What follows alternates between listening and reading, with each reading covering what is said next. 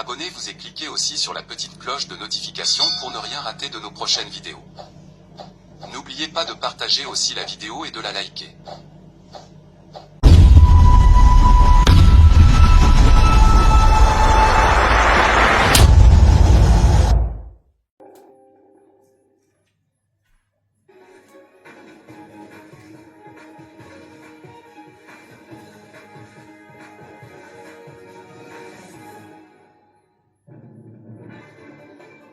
Très heureux de vous retrouver, mesdames, messieurs. Bienvenue au journal Digital Congo. Voici le sommaire. Accélération de la mise en œuvre effective de la zone de libre-échange continentale africaine, ZLECAf. Les chefs d'État et de gouvernement africains s'engagent désormais à s'impliquer davantage pour matérialiser ces grands projets qui visent la promotion du commerce intra-africain. La ministre d'État de l'Éducation nationale et de la nouvelle citoyenneté, Raissa Malou, a lancé ce samedi 14 février à travers toute l'étendue du pays les épreuves préliminaires de la 59e édition de l'examen d'État. Chaque 14 février, à l'occasion de la Saint-Valentin, le cœur bat au rythme des déclarations d'amour et des gestes tendres. À Kinshasa comme ailleurs, cette fête dédiée aux amoureux suscite à la fois enthousiasme et indifférence. Erré des suivre Digital Congo, la 39e Assemblée générale de chefs d'État et de gouvernement de l'Union africaine s'est ouverte aujourd'hui à Addis Abeba, capitale de l'Éthiopie, en présence du président de la République Félix-Antoine Tshisekedi Tshilombo, succédant au président de l'Angola Joao Lourenço, le nouveau président en exercice de l'organisation continentale Evariste Ndayishimiye, président du Burundi, a souligné l'urgence de la paix dans un contexte marqué par l'aggravation des ingérences extérieures, y compris sous la forme des guerres par procuration et des captations illicites de ressources, en particulier dans la région des Grands Lacs. Il a lancé un message fort aux États membres pour rester fidèles aux principes fondateurs de l'acte constitutif de l'Union africaine, le respect de la souveraineté, de l'intégrité territoriale, érigé de la force comme moyen de modifier des frontières ou des équilibres politiques et la nécessité de préserver la dignité humaine. Accélération de la mise en œuvre effective de la zone de la libre-échange continentale africaine, ZLECAf. Les chefs d'État et des gouvernements africains s'engagent désormais à s'impliquer davantage pour matérialiser ces grands projets qui visent la promotion du commerce intra-africain. C'est l'essentiel de la réunion inaugurale du comité des chefs d'État et de gouvernement sur la mise en œuvre de la ZLECAf qui s'est tenue vendredi dernier à Addis Abeba en marge du 39e sommet de l'Union africaine. Représentant le président de la République Félix-Antoine Tshisekedi Tshilombo, le ministre du Commerce extérieur Julien Paluku Kohengia a plaidé pour le renforcement de l'engagement des ministères sectoriels. Reportage avec Obed Kambale, notre envoyé spécial à Addis Abeba.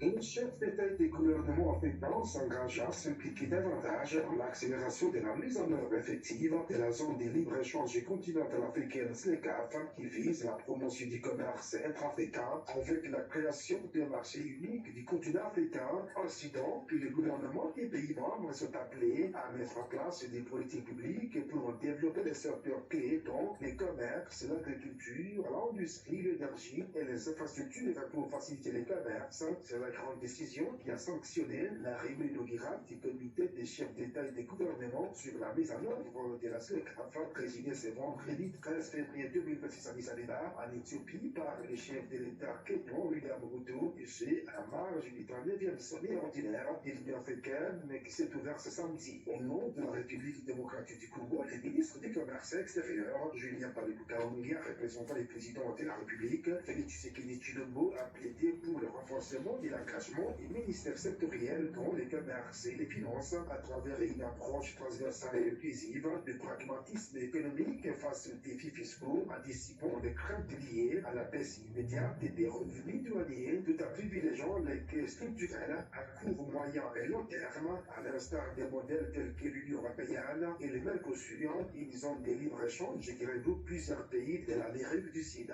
Institué en février 2024 par le 37e sommet ordinaire des chefs d'État et des gouvernements. Ces comités constituent des 10 chefs d'État qui représentent les zones de l'Afrique du Nord, l'Afrique de l'Ouest, l'Afrique centrale, l'Afrique de l'Est et l'Afrique australe, à la mission de recevoir et d'exécuter les mandats de l'Assemblée sur l'accélération de la mise en œuvre de la ZLECAf, faciliter la résolution des questions de négociations en suspens, superviser et contrôler la mise en œuvre de tous les accords de la ZLECAf, surveiller l'évolution politique, socio-économique et extérieure susceptible d'affecter la viabilité et la mise en œuvre de la ZLECAf, et examiner les questions traitées par les conseils des ministres du commerce extérieur de la ZLECAf et mobiliser les ressources nécessaires. Situation sécuritaire dans l'Est de la République démocratique du Congo. Les FARDC renforcent leur vigilance autour de Vira, notamment les FARDC qui ont également mis en échec une attaque au drone de l'MCM-23 à l'aéroport de Kisangani. En Ituri, les voies d'approvisionnement des CRP ont été bloquées, a dit le vice-premier ministre de la Défense nationale. L'extrait de compte rendu par le porte-parole du gouvernement et ministre de la Communication, Patrick Muyaya, et l'extrait choisi par John Zat. Le vice-premier ministre de la Défense est quant à lui revenu sur la situation opérationnelle. Il a mis l'accent sur la vigilance accrue des dispositifs de forces armées dans la ville d'Uvira et dans leurs environs, la mise en échec des attaques aériennes de la coalition d'agression rwandaise par des drones kamikazes visant principalement l'aéroport international de Bangoka à Kisangani. En Ituri, les forces armées ont procédé au blocage de voies d'approvisionnement des insurgés de la CRP, malgré quelques attaques ciblées, les enlèvements des opérateurs économiques dans le but d'obtenir des rançons. Au triangle Congo central Kinshasa-Bandundu, l'opération des désarmements et des démobilisations des insurgés Mobondo a dernièrement été supervisée par le ministre délégué aux anciens combattants dans la province de la Kwango en perspective de leur orientation. Évacuation du site Pakadjouman. Le sujet a été évoqué au Conseil des ministres de vendredi 13 février 2026. C'est pour des raisons sécuritaires et de santé publique en rapport notamment avec le choléra. Le ministre de l'Intérieur l'a dit à l'attention des autres membres du gouvernement et précise que des dispositions ont été prises pour une réinstallation des occupations de Pakadjouma pour des occupants de Pakadjouma à Kinkole où avaient été admis des sinistres de pluie diluvienne. Pertinence d'un dialogue politique tenu la conférence des gouverneurs à Bandundu-Ville 3 mars prochain et autres sinistres de là-bas, notamment également évoqué. Extrait de compte rendu par le porte-parole du gouvernement, ministre de la Communication et Médias, Patrick Muyaya, extrait choisi par John Zat. Au cours de la semaine qui s'achève, l'état d'esprit de la population a été marqué notamment par les débats au sein de l'opinion sur la pertinence des dialogues politiques en cette période de crise sécuritaire impliquant la présence d'une armée étrangère occupant une partie du territoire national, ainsi que l'accalmie précaire observée sur les différentes lignes de front. Au plan politique, le vice-premier ministre a informé le Conseil de la tenue du 3 au 7 mars prochain à Bandundu-Ville dans la province du Kwilu de la 13e conférence de gouverneurs. En deuxième lieu, l'initiative prise par son ministère pour mettre un terme à la crise institutionnelle qui secoue la province de Olomami. En troisième lieu, l'ouverture de l'instruction au parquet de la Cour de cassation contre le gouverneur de la province du Congo central à la suite de sa mise en accusation. Enfin, les dispositions prises pour l'organisation de l'élection du gouverneur dans la province du Sankuru. Sur un autre volet, il a indiqué qu'à la suite des troubles à l'ordre observés dans la commune de Limete, spécifiquement le mardi 10 février consécutivement à la démolition du site Pakadjouma, il s'est tenu le jeudi 12 février 2026 à la tête de ville de Kinshasa une réunion relative à l'évacuation et à la sécurisation du site devenu hautement criminogène et à haut risque au plan sanitaire au regard de l'épidémie du choléra localisée dans la zone de Moamba. Plusieurs mesures ont été envisagées, notamment la délocalisation des occupants de Pakadjouma vers Kinkole dans l'ancien site qu'occupaient jadis les sinistrés de la pluie diluvienne. Le NATRA a été appelé à s'approprier l'espace en déployant ses agents et en construisant l'enclos démoli à différents endroits. Le commissariat provincial de la police et la 14e région militaire ont été instruits d'assurer une couverture sécuritaire avant, pendant et après l'évacuation totale du 10 sites. L'hôtel de ville, conjointement avec le NATRA, est chargé d'assurer l'évacuation de personnes et l'assainissement du 10 sites dès l'après-midi. Il est revenu au chapitre des sinistres et catastrophes où il a informé le Conseil de l'éboulement des terres survenues le 6 février 2026 à la carrière minière de Toulouse-Mbé, située à plus ou moins 20 km de Kolwezi, en territoire de Muchacha. Les bilans fait état de 11 morts et des disparus. Les dispositions prises et en cours de mise en œuvre ont été également évoquées. Lancement technique des travaux de réhabilitation et de modernisation des routes Bachamba, Ngungu, Kakobola et Petit Kassai Boulungu Vanga dans la province de Kwilu, vendredi 13 février 2026. Le geste symbolique du lancement a été posé par l'administrateur à l'intérim du territoire de Boulungu, Trifon Mukunzi, en présence des cadres et agents de l'Agence congolaise de grands travaux et de l'entreprise exécutante des signaux Hydro 14. Sur ces reportages. Symboliquement, le vendredi 13 février 2025 a vu le lancement technique des travaux de réhabilitation des routes Petit Kassai Boulungu Vanga et Bachamba Gumbu Kakobola. La cérémonie symbolique a vécu à travers un rituel coutumier posé par l'administrateur ad interim du territoire de Boulungu, M. Trifon Mukunzi, en présence des cadres et agents de l'Agence congolaise des grands travaux, agissant en qualité de maître d'ouvrage délégué du ministère des ITP et de l'entreprise exécutante Sino Hydro 14 au village Petit Kassai. C'est donc là le point kilométrique zéro du projet. Dans son mot de circonstance, l'autorité de la place a salué la concrétisation de ce projet, tant attendu par sa communauté, appelant par la suite sa population au civisme et à l'appropriation de ses travaux.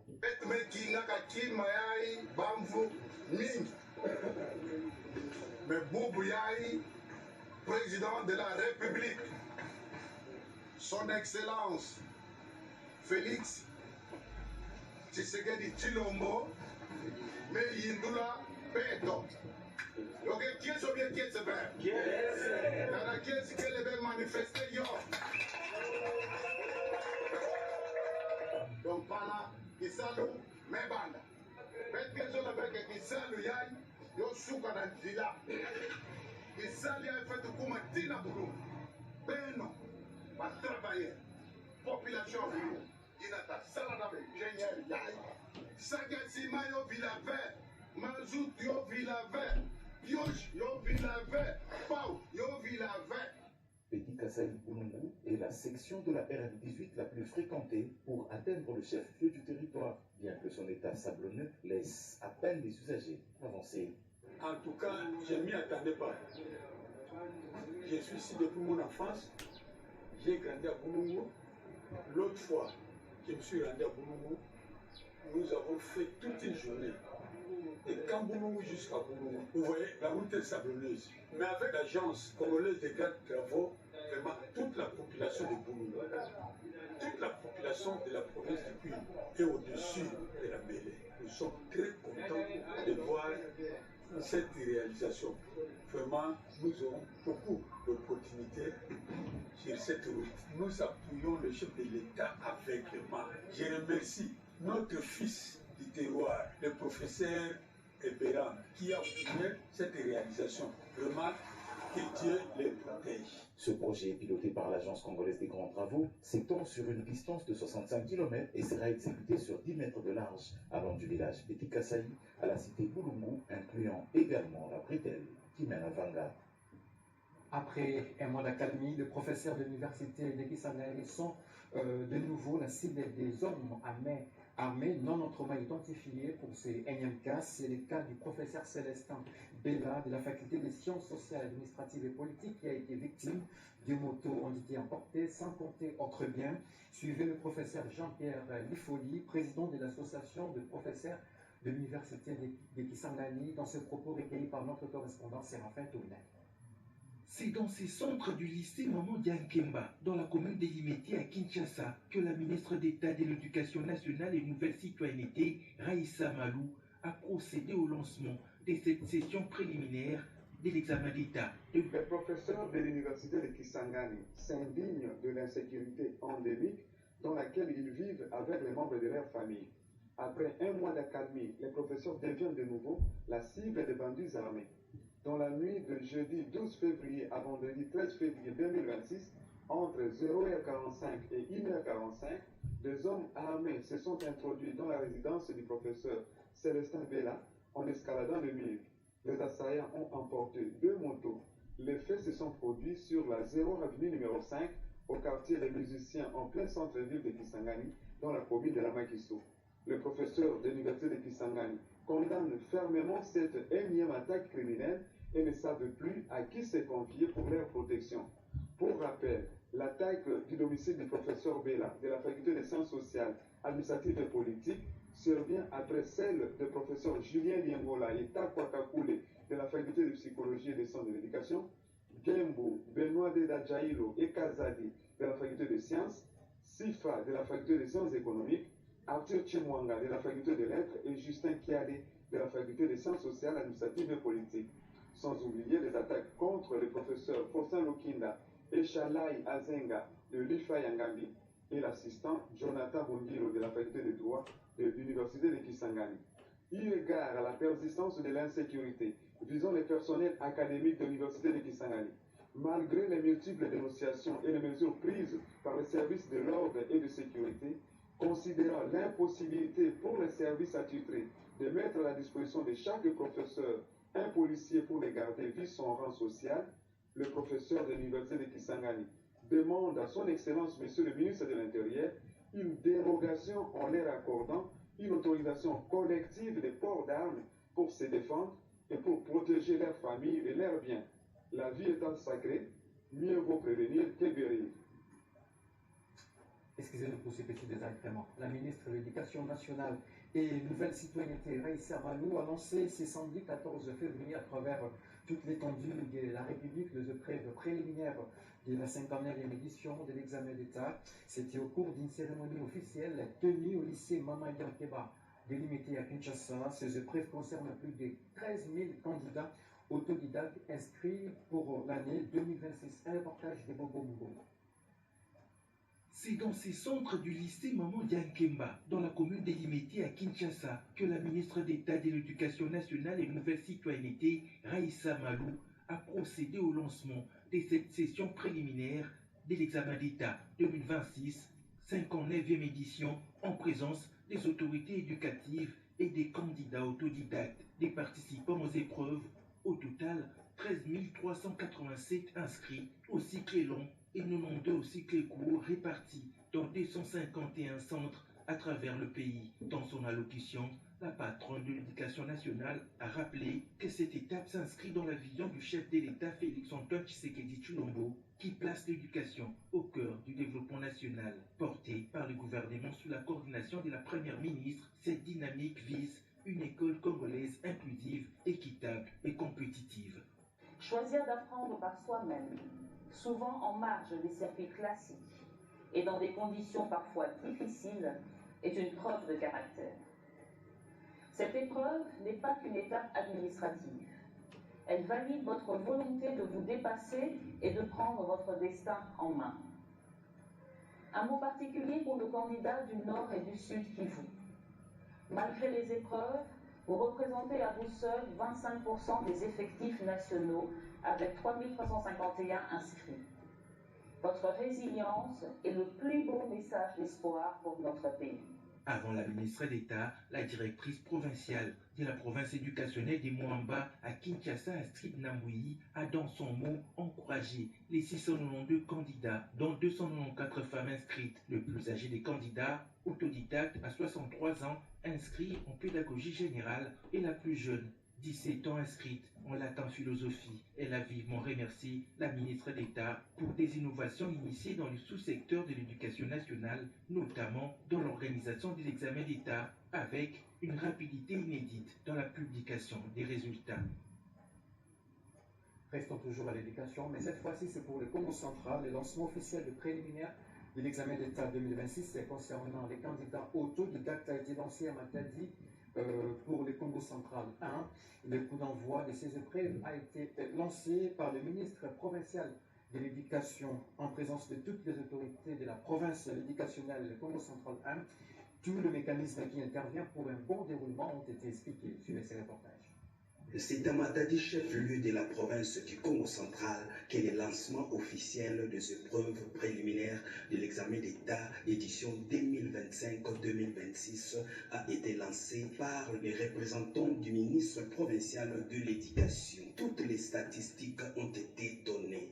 282 candidats sont accueillis initialement et répartis de la manière suivante dans les 6 centres de passation Matadi, Épée, Lomé, 22, Boma, Épée, Kies, 50, Mwanda, groupe scolaire de la Côte Mwanda, 100, Tchela, Épée 3, Ndemba, 50, Kinizamboué, Institut Kwanza, 20. Tous les critères d'éligibilité ont été dévoilés. C'est des personnes qui veulent améliorer leur performance à l'examen d'État. Ceux ayant échoué 2 fois à l'examen d'État.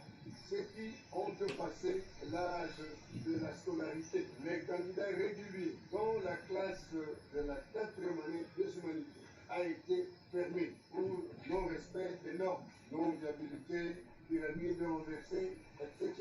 Les candidats scolarisés exclus pour indiscipline.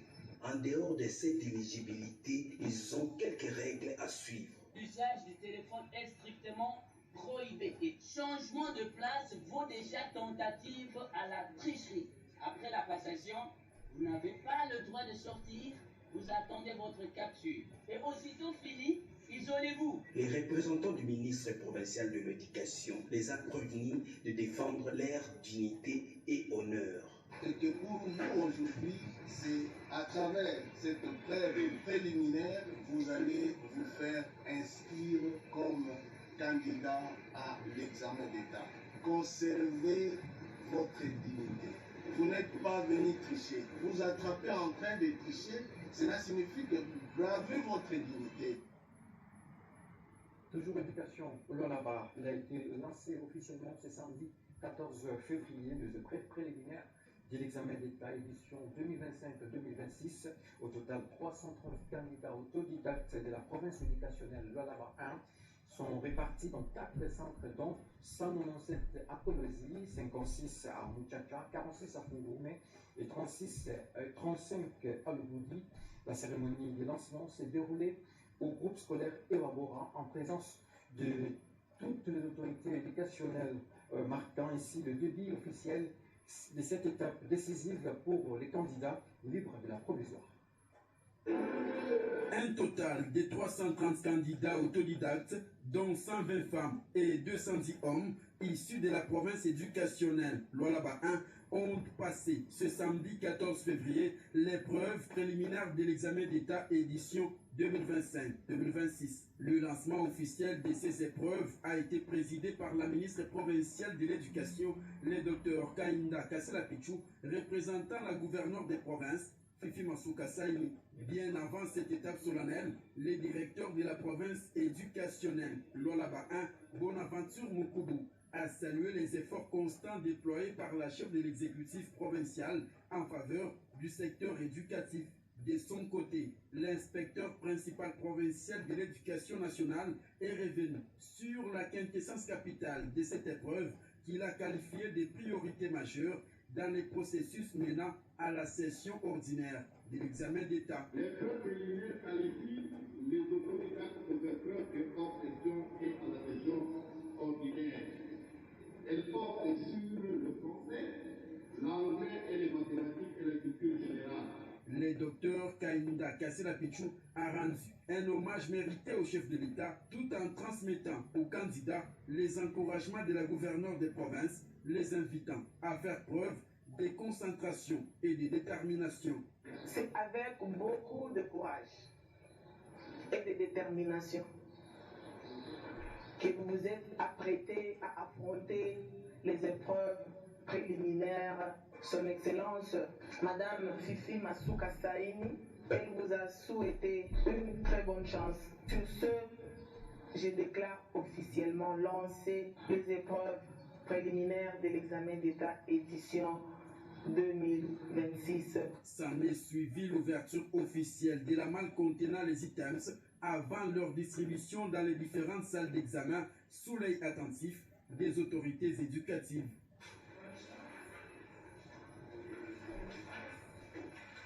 Profitant de la même occasion, la ministre provinciale de l'Éducation a procédé à la remise officielle des bulletins aux responsables des écoles maternelles conformément au manuel scolaire en vigueur.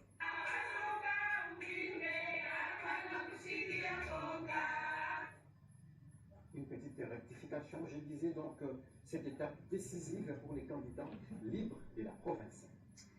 À la veille de la messe inaugurale de la cathédrale Sainte-Marie, reine de la paix à Mariapolis, Colosie a accueilli une importante délégation d'évêques, d'abbés de l'Église catholique, accueillie par quelques membres du gouvernement provincial. Ces hôtes de marque ont salué les avancées infrastructurelles de la province sous le leadership de la gouverneure Fifi Masuka Saini.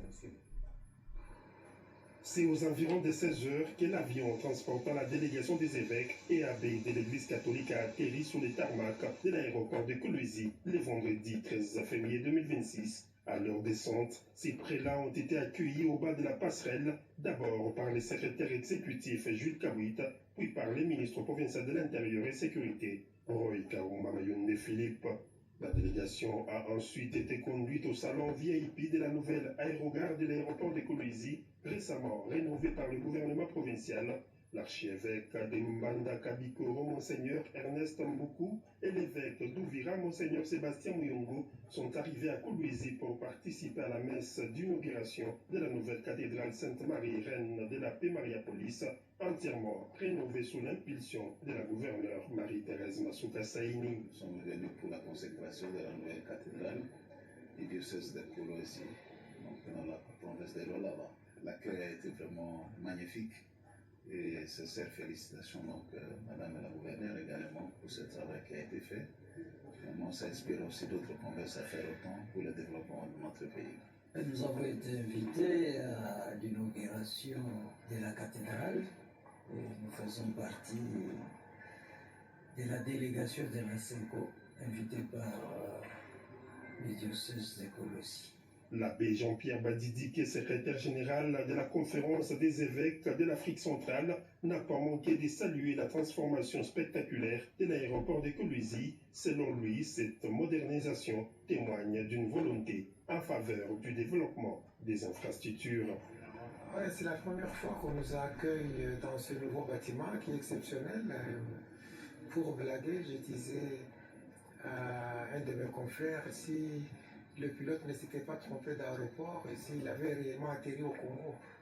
Mais le cadre était bon. Je crois aussi que la manière dont l'accueil a été organisé, de la descente de l'avion jusqu'à nous conduire dans ce salon, ça nous fait dire qu'il y a des choses qui sont possibles à faire au Congo et que de la volonté politique et des moyens financiers, on peut faire mieux. La cérémonie d'inauguration de la nouvelle cathédrale Sainte-Marie, reine de la paix Mariapolis, interviendra le dimanche 15 février prochain. Et chaque 14 février, à l'occasion de la Saint-Valentin, le cœur bat au rythme des déclarations d'amour et des gestes tendres. À Kinshasa comme ailleurs, cette fête dédiée aux amoureux suscite à la fois enthousiasme et indifférence. Si certains qui y voient un moment privilégié, pour d'autres, leurs sentiments, d'autres la considèrent comme un jour ordinaire. Au-delà de fleurs et de chocolat, cette date demeure surtout un symbole fort, rappelant l'importance des liens affectifs dans la vie de chacun. Joseph Ngoma et Abel Condé pour ce reportage. C'est une date qui ne passe presque pas inaperçue pour les Congolais, plus particulièrement pour les amoureux. Chaque 14 février, des millions de personnes célèbrent la Saint-Valentin, une célébration émaillée de déclarations enflammées, dîner aux chandelles et échange des cadeaux. Pour certains Quinois, cette date a tout son sens, même si d'autres estiment qu'il s'agit d'un jour comme tous les autres. Journée Saint-Valentin, il y a les journées où il y a amoureux. Donc, bateau va aller déjà légitime. La Saint-Valentin est une journée des amoureux. Par exemple, moi, je me prépare à vivre cette journée avec ma chérie. C'est donc une journée formidable pour moi. Moi, c'est la journée de la Saint-Valentin, la journée formidable pour moi. Pour moi, c'est une journée comme les autres.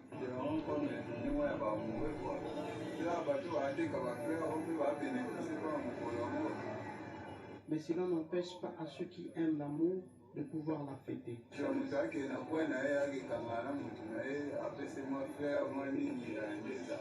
Au-delà de fleurs et de chocolat, la Saint-Valentin reste avant tout une occasion symbolique de rappeler l'importance des liens affectifs dans la vie de chaque personne. En culture, c'est bien parti pour la saison 2026 au centre Wallonie Bruxelles de Kinshasa. La cérémonie relative a été ponctuée par 3 moments clés. La réunion.